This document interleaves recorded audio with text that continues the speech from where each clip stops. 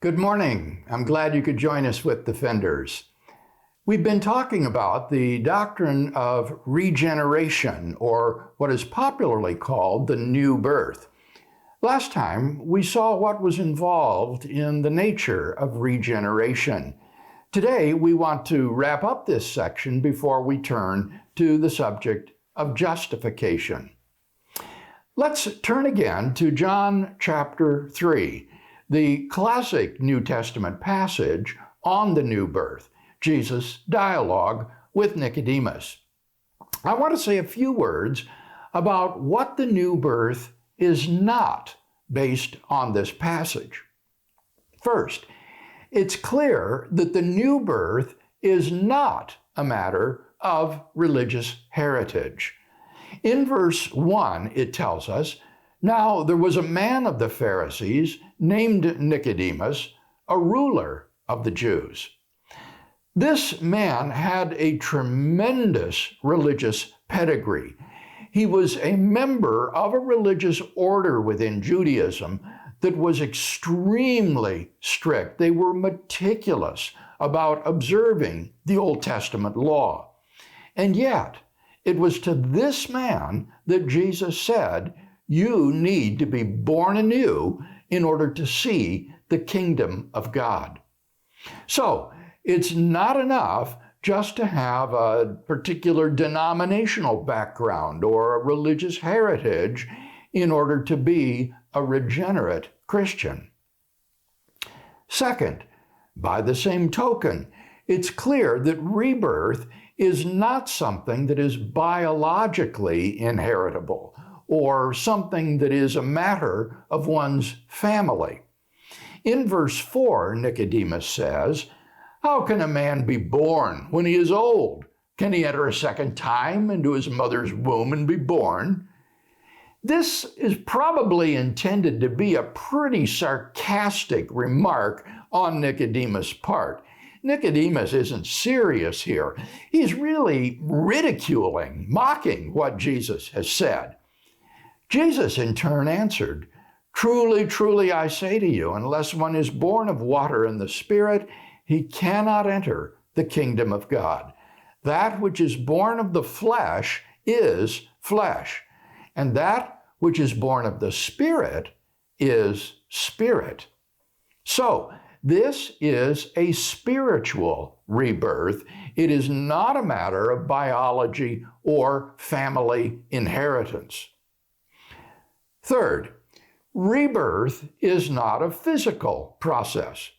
Notice that Jesus says, "That which is born of the Spirit is spirit." It is your spirit that is regenerated, which is born anew by the Holy Spirit, so that what was once dead is now alive and in fellowship and communion with God. So, this is an inner spiritual quickening that enlivens the spiritual element in a person and puts him into a right relationship with God. Fourth, rebirth is not something that is granted by human beings. Jesus goes on to say in verses 7 and 8, "Do not marvel that I said to you, you must be born anew. The wind blows where it wills, and you hear the sound of it, but you do not know whence it comes or whither it goes. So it is with everyone who is born of the Spirit." It is the Holy Spirit who sovereignly bestows the new birth. It's not something that is granted by human beings. It is no more under the control of human beings than is the wind. Rather, this is something that God does. Finally, rebirth is not just a matter of right doctrine or head knowledge. In verses 10 and 11, Jesus says, "Are you a teacher of Israel, and yet you do not understand this? Truly, truly, I say to you, we speak of what we know and bear witness to what we have seen, but you do not receive our testimony." Nicodemus was a teacher of Israel. He was trained in Old Testament law, and yet he was an unregenerate man. Head knowledge is not enough to ensure a genuine rebirth of the Spirit and a right relationship with God.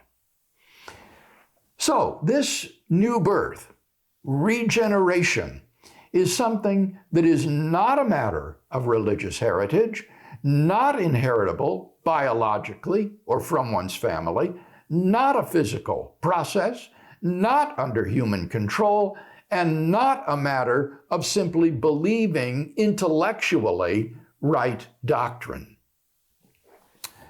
So, how does the new birth work? How does regeneration occur? How is one born anew? Let's look at a couple of passages that are relevant to these questions. The first is from the Gospel of John, chapter 1, verses 12 and 13, just a couple of pages over from the dialogue between Jesus and Nicodemus. Here, John writes, "But to all who received him, who believed in his name, he gave power to become children of God, who were born not of blood or of the will of the flesh or of the will of man, but of God." Here we have the spiritual rebirth that Jesus describes in his conversation with Nicodemus. It is something that comes from God and is given to everyone who welcomes Christ and believes in his name. Second, look at Titus chapter 3, verses 3 to 7. Titus 3, 3 to 7 is a wonderful passage describing our salvation. Paul says, "For we ourselves were once foolish, disobedient, led astray, slaves to various passions and pleasures, passing our days in malice and envy, hated by men and hating one another. But when the goodness and loving kindness of God our Savior appeared, he saved us, not because of deeds done by us in righteousness, but in virtue of his own mercy, by the washing of regeneration and renewal in the Holy Spirit, which he poured out upon us richly through Jesus Christ our Savior, so that we might be justified by his grace and become heirs in hope of eternal life." The saying is sure. What do we learn from these two passages about the new birth and how one comes to be a regenerate Christian? Well, first, notice that it's open to all people. John says, "To all who received him." To everyone who believed in his name, he gave this privilege to become God's children. So, this is an open invitation to everyone. And the first step to take is repentance. In Titus, Paul talks about how we once lived under the slavery of passion and sin, malice and envy, hating others and hated by them. It is from this life of sin that one must turn. That's what repentance means. It means to turn your back on that life and turn toward God for forgiveness and cleansing. So, the first step toward being born again is repentance, turning away from the old life and turning now to God. The next step is placing one's faith in Christ. John says in verse 12, "To all who received him, who believed in his name." So, having repented of sin, one turns to God and places one's faith in Jesus Christ. It's not enough just to give intellectual assent to Christian doctrines about Christ. It's not enough to believe that Jesus was the Son of God, that Jesus died on the cross for my sins, that God raised him from the dead. True, all of these things must be believed, but that is not sufficient for saving faith. Notice that it says here, they believed in his name. It's not just a matter of believing propositional truths about Christ. It is believing in Christ. It is trusting in him, committing your life to him.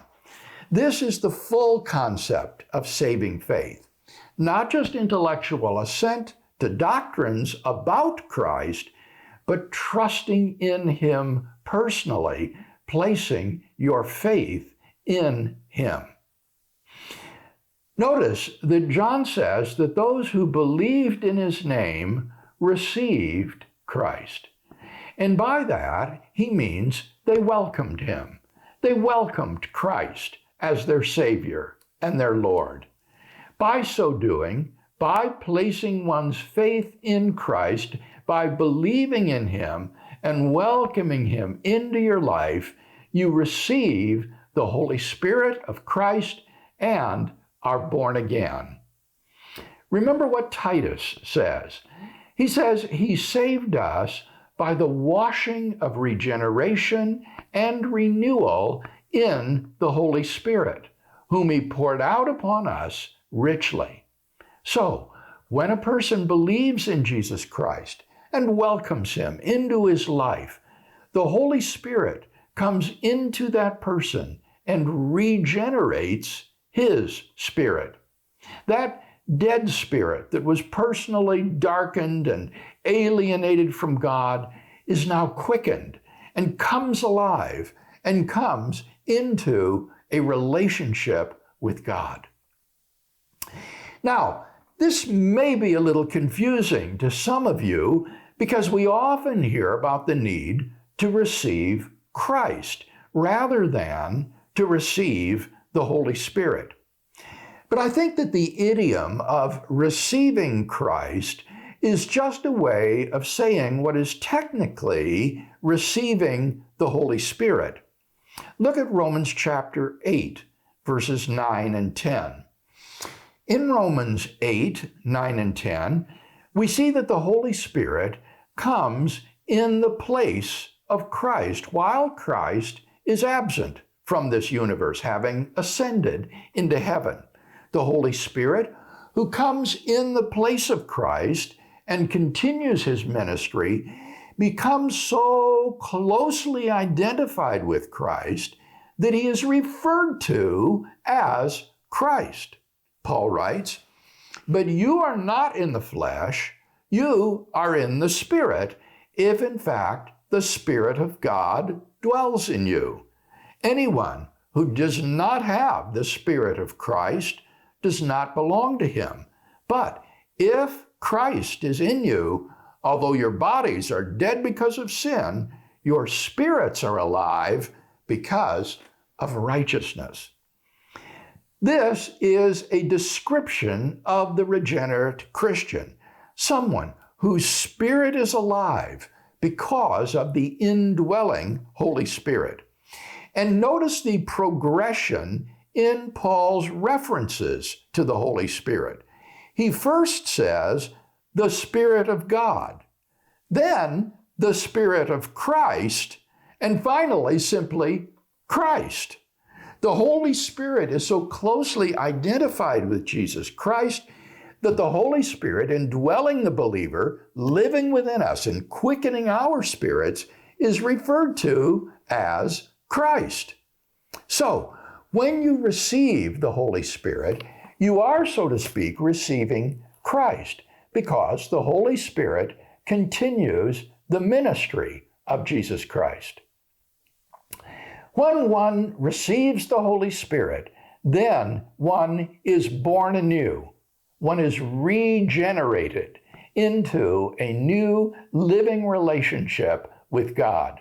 One becomes united with Christ, as we saw in our previous study about our mystical union with Christ, and so heir to all of the promises that belong to those who are in Christ. So, this is a transformation that is available to anyone who will turn in repentance away from sin and to Christ in faith, believe in his name, and welcome him into that person's life, and thereby receive the Holy Spirit of Christ, who will regenerate him and transform him from the inside out, and so change his life. Now, it may be the case that there's someone watching today who has never come to know God in that way, who has never been born again. If you're not sure that you are a regenerate Christian, I want to give you a chance now to make that sort of commitment at this time. Now, there's no sort of recipe for doing this, but I think it's entirely appropriate to come to God in prayer and to talk to him about it, and to ask him to come into your life, to give you the Holy Spirit, and to regenerate you. And so what I'd like to do now is to pause and take a moment to have such a prayer of invitation for anyone who would like to pray it silently along with me. So let's pray. Lord Jesus, I really need you. I recognize that I've made a mess of my life, and that by my wrongdoing I have sinned against you. I believe that you came and died on the cross to pay the penalty for my sin, and that you rose from the dead to prove who you are. And right now, in the best way I know how, I open the door to my life and I welcome you to come in as my Savior and my Lord. Come into my life, forgive my sins, cleanse me of my sins, and transform me to make me into the kind of person you want me to be. Send me your Holy Spirit to quicken my spirit and make me alive to a new relationship with you. And right now, as an expression of my faith, I thank you for hearing this prayer and answering. Amen. If you prayed that prayer, then I can give you the assurance based on Scripture that God has heard that prayer and that he answers that prayer to come into your life. I'd encourage you now to begin to look for signs of that renewed spirit within you. The Bible says that when we become regenerate Christians, we're like little infants, and so we need to be nourished by the milk of the Word of God, which is the Bible. So you should begin to pray regularly, to read the Bible on a regular basis, and to be nourished by it. You don't arrive in the Christian life stillborn. Rather, like a little baby, you begin to grow and to become stronger in your Christian life as you are nourished and as you walk with him. And I hope that these Defenders lessons will be of help to you as you do. Next time, we're going to turn to the subject of justification. Until then, have a great week.